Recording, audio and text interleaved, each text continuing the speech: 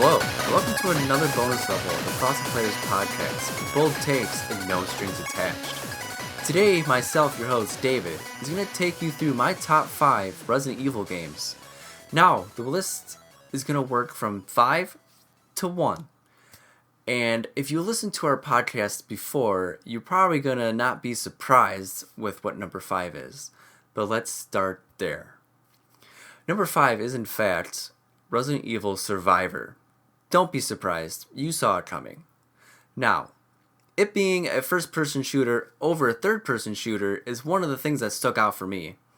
It's also a really short, quick game. I took a quick search to the internet to see how fast the speedruns are, and they average from about half an hour to 45 minutes. As I stated, I remember it being really short, and I didn't even know what I was doing. I know I didn't beat it in that time frame, but I know it only took me probably about 2.5, 3 hours.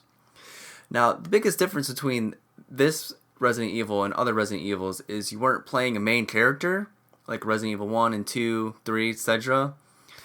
You were playing an offset character, like an Outbreak, for example. You were this random helicopter pilot with amnesia, fighting not only for your life, but to remember who you were.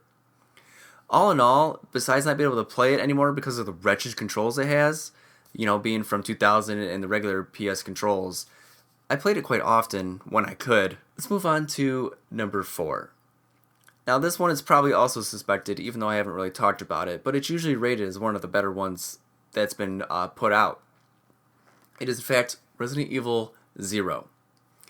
Now, being a part of the original storyline of Resident Evil only being set a day apart, who wouldn't want to know what is going on outside the mansion while Jill and Chris are, having the time of their lives inside? Zero had a likeness to Resident Evil 2, whereas you controlled 2 different characters, but the big difference was it was during the same gameplay. You didn't have to play different discs and stuff like that. It was just right there, switch with a button, stuff like that. Now, between the 2 characters, Billy and Rebecca, they each had their own pros and cons. Rebecca could mix items and stuff like that, and Billy, he was more defensive, had a lighter. So they really came together to really beat the game. You couldn't do it without one or the other. With it coming out on the GameCube, the graphics surpassed the predecessors dramatically. It looked like, real characters.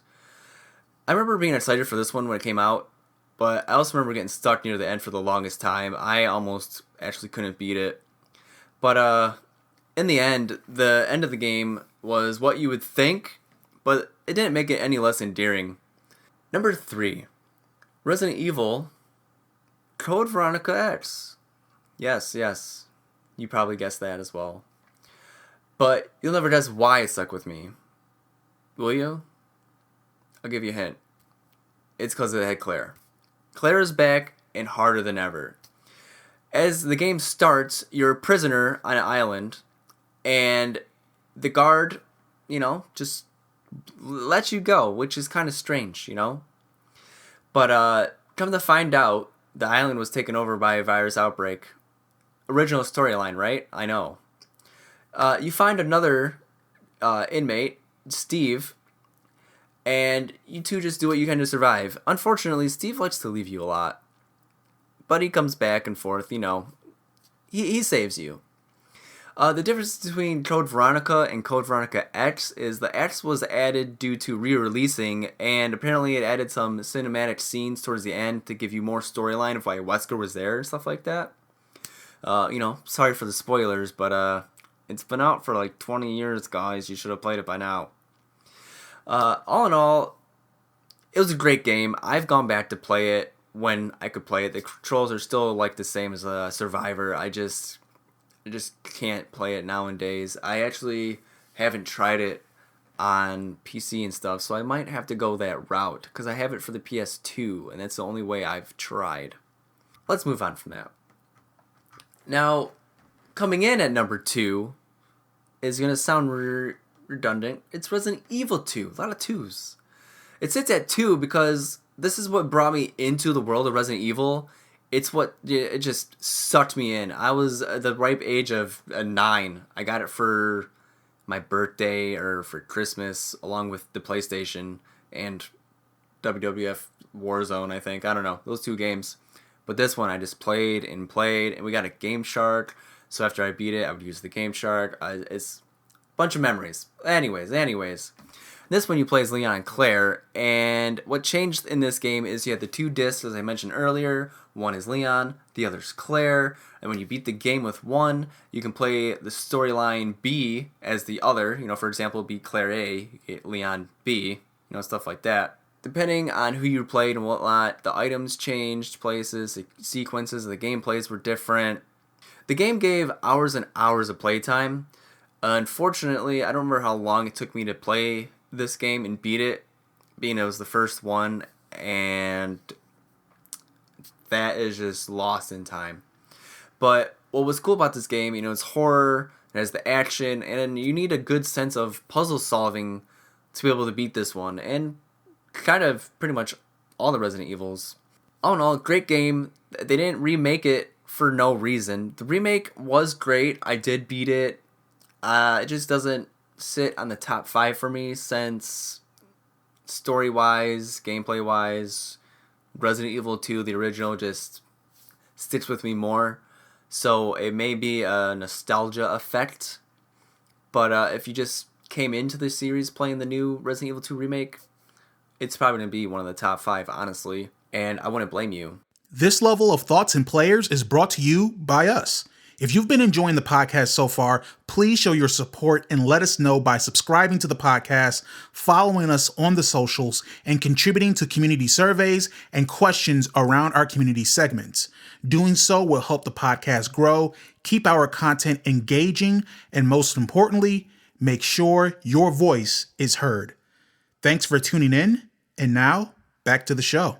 But let's get to numero uno, which sits at number 1 for quite a lot of people. And it also sits as one of the worst as well, which is surprising, but it just brings in a whole new world that people didn't like or want for Resident Evil. But that doesn't give it away. It's in fact Resident Evil 4. So, first off, it has Leon, which is from Resident Evil 2. So instantly, I'm gonna, be a fanboy and kind of like the game from there. The new storyline was great, in my opinion. I know many weren't a fan of bringing in a whole new take into it, like I said earlier. Zombie games exploded at the time, which I think is, because of Resident Evil, if you ask me. But bringing it in with Resident Evil with a twist, I think is what the world needed. It was the Las Plagas instead of, the T-virus and zombies. They weren't essentially zombies, but, they weren't humans either. Now, the storyline, I, was a big fan of. You're saving the president's daughter, because that's where Leon went after the Raccoon City incident. He was the protector of the president, which, he didn't do a very good job. But he wasn't there. You can't blame him, right? The game had great replay value, because not only could you replay the game itself over and over, which I did numerous times, it had little mini games at the end. One of them being my top favorite, the Mercenaries, which is what Resident Evil 3 originally had.